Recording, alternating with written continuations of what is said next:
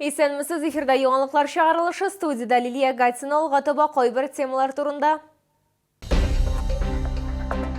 Битлекләрсез яңа тормыш, Яршалыда ковидка каршы чикләүләрне йомшарту дәвам итә.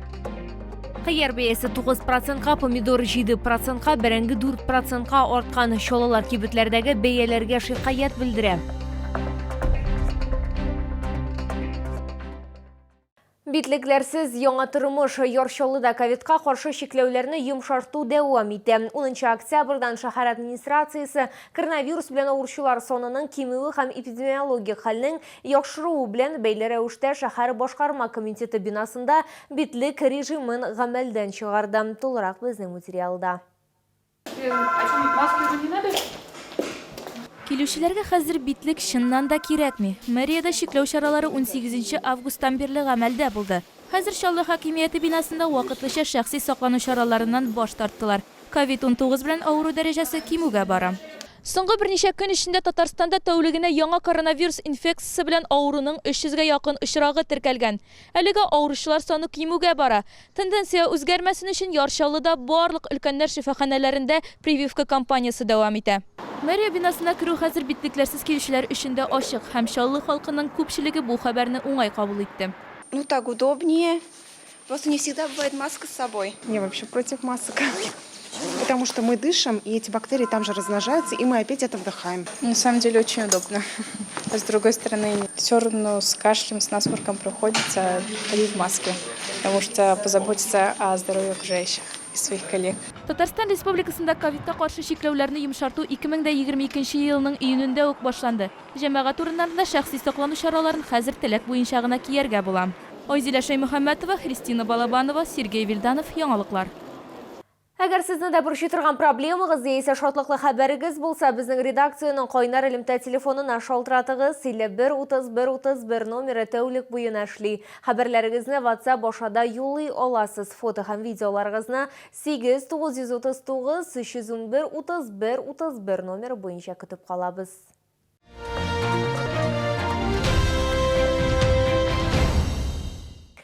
Авыл хуҗалыгы ярминкәләрендә помидор, кыяр кебек сезонлы яшелчәләрне инде очратып булмый. Аларны кечкенә павильоннарда һәм кибетләрдә генә сатып алырга мөмкин. Әмма чаллылар билгеләп үткәнчә, уңышка бәяләр арткан. Хәер, шәһәрдәшләрнең күзәтүләре дөрескә туры килә. Әйтик, Татарстан мәгълүматлары буенча кыяр бәясе 9%-ка, помидор 7%-ка, бәрәңге 4%-ка арткан. Тулырак мәгълүмат Айзилә Шаймөхәммәтова материалында. Чаллыларның өметләре акланмады. Сатып алучылар әйтүенчә, көзен сезонлы яшелчәләргә бәяләр арзанрак булыр дип өметләнгәннәр. Ләкин азык-төлек кәрзине киресенчә кыйммәтләнгән. Шуңа күрә шәһәрдәшләр продукцияның бер өлешен кибетләрдә, ә бер өлешен ярминкәләрдә һәм вакытлыча базарларда сатып алалар. Ну, есть подорожание, естественно, есть. Ну, как-то не критично. Ну да, овощи подорожали, овощи, фрукты. Так, в принципе, хорошо подорожало. Вы знаете, мы уже к подорожанию привыкшие. Ну, в принципе, терпимо. Ну, цены постоянно дорожают, конечно, не устраивает это никого.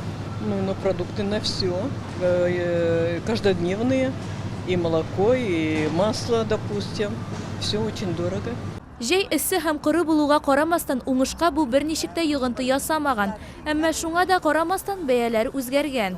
30%, 20%, может где-то 40%, ну в среднем где-то 25%. И это терпимо. Люди довольны, покупают. Ну, рынок есть, рынок, где кто дешевле, кто дороже. Ну, как говорится, рыночная экономика. Дожди были в начале, а потом только сухо было. Очень даже мне понравилось. Нынче урожай хороший, великолепный, я скажу. Ну, в магазине картошка дешевле. Ну, я покупаю у фермеров там, вот у них картошку я у них купил, у них дешевле, здесь дороже картошка.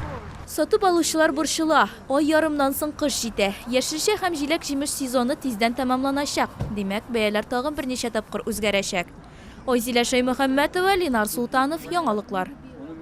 Йоршаллы шешек ота һәм яшелләнә хәтта күзендә. Октябрьнең 1 көннәрендә генә дә 9000-га якын куа һәм агач утыртылган. Монда исә вуз студентлары, шәһәр администрациясе хезмәткәрләре битараф булмаган чаллыларда катнашты. Эшләр тынычлык һәм халыклар дуслыгы проспектларында, шулай ук җиңүнең 40 еллыгы урамында үткәрелде. 63-нче комплекста күпме чыршы, миләш һәм тирәк утыртулары турында безнең төшерү төркеме сөйләячәк. Не, здесь вот здесь сажаемся. Шутим, здравствуйте. Шәһәр чистарак, матуррак булсын өчен Яршалыда көзге айлык дәвам итә. Өмәгә югары уку йорты студентлары һәм Автозавод районы хакимияте хезмәткәрләре генә түгел, 63-нче комплекста яшәүчеләр дә чыкты. Детей, студентов приурочиваем это для того, чтобы они приобщались к труду, потому что наши дети сейчас погружены в интернеты, мобильные, и это очень сплачивает молодежь. Автозавод район территориясында өмәдә 100 чыршы һәм миләш, 40 тирәк утыртылды. Мы у себя в районе в этом году по согласованию с жителями и комиссией спилили 330 деревьев, которые мешали расширению дороги и парковочных мест, тротуаров. Вот. И посадили уже более 450 деревьев компенсационно. То есть мы план на 130% перевыполнили. Сегодня сажаем деревья, делаем наш город чище, зеленее, экологичнее. Для того, чтобы было хорошо нам дышать, ну и чтобы было красиво, конечно. Мы облагораживаем территорию 63-го комплекса, чтобы жителей радовали посаженные деревья наши, чтобы дышать было хорошо, чтобы кислорода было больше. Ну, сейчас в данное время отвлекаешься немножко, утром выйти, посадить дерево, очень вдохновляет, так скажем. Гомум шәһәр өмәсен 15 октябрьдә үткәрү планлаштырыла. Эшләр парклар, скверлар, яр буйларында һәм бульварларда, йорт яны территорияләрендә һәм яр буе зоналарында узачак. Айзилә Шәймөхәммәтова, Христина Балабанова, Ленар Султанов, Яңалыклар. Өлкән Әрдекадысы кысаларында ветераннар котлаулар кабул итүне дәвам итә. Автозавод районында гасыр шиген узган районның иң өлкән кешесен котладылар. Чарада муниципаль берәмлек башлыгы урынбасары Ирина Сагыйдуллина, шулай ук Автозавод районы вәкиле дә катнашты.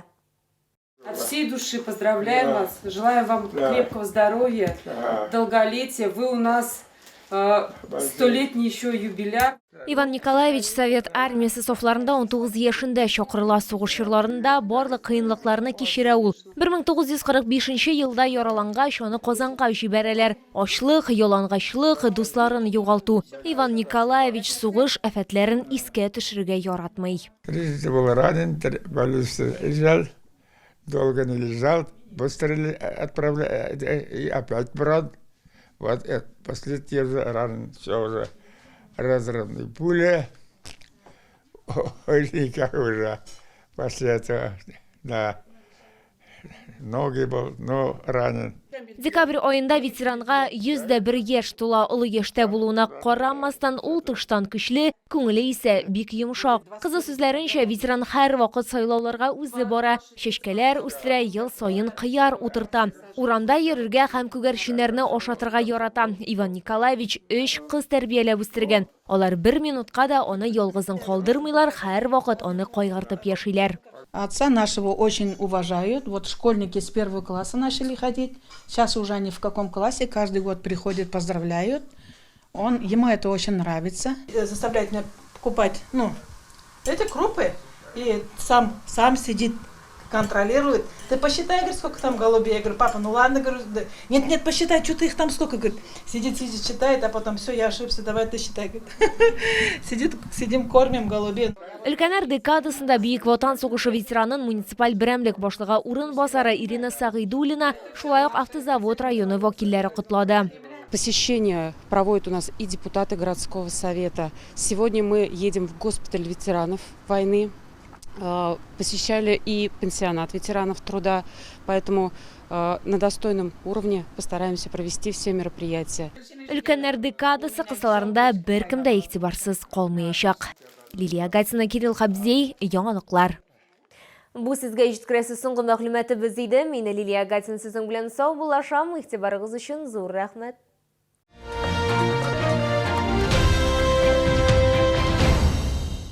Доставка головных уборов из меха, фетра, валеной шерсти. Модели европейского качества на любой вкус по доступным ценам. Набережные Челны с 12 по 16 октября. ТЦ на Пушкинской, проспект Сюмбике, 51. 21 октября. Органный зал. Финалисты телепроекта «Голос». Эмиль Кадыров, Алла Рид и Шарип Умханов в вокально-театральном проекте «Голоса Градского».